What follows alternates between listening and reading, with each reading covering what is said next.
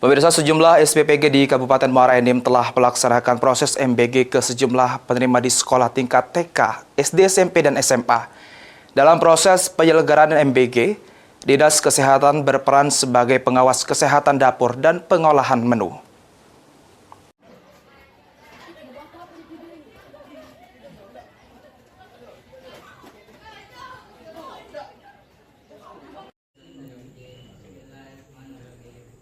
Hingga saat ini Kabupaten Muara Enim sudah ada 5 satuan pelayanan pemenuhan gizi atau SPPG yang telah melaksanakan program makan bergizi gratis.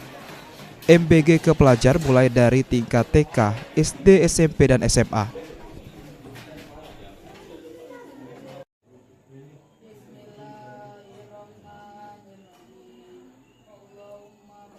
Untuk memastikan program MBG berjalan, pemerintah daerah harus berperan aktif melakukan pengawasan dengan membentuk Satgas yang terdiri dari Dinas Kesehatan dan Dinas Pendidikan Kabupaten Muara Enim.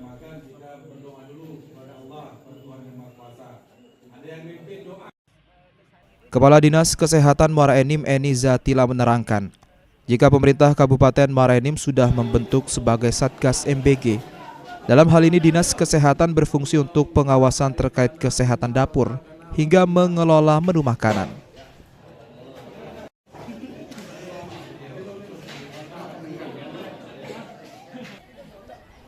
Selain itu, untuk pemenuhan gizi bagi ibu hamil dan balita, pengawasan kesehatan dapur dari SPPG juga dilakukan untuk mengontrol proses pengolahan makanan dan kebersihan dari aktivitas pihak penyediaan jasa catering. Ini berguna agar mencegah terjadinya masalah saat proses penyaluran MBG ke sekolah. Menurut Eni, perlu adanya koordinasi antara pihak SPPG, SPPI, dan Satgas MBG dari pemerintah daerah untuk mencegah terjadinya masalah kesehatan. Saat ini Dinas Kesehatan itu berperan di sebuah sumber data, pertama untuk data balita sama ibu hamil. Kalau untuk sekolah kan itu di Dinas Pendidikan.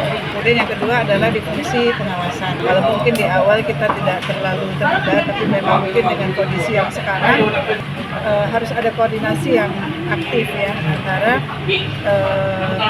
koordinator SPPG ini dengan kita. Mardiansyah, PAL TV.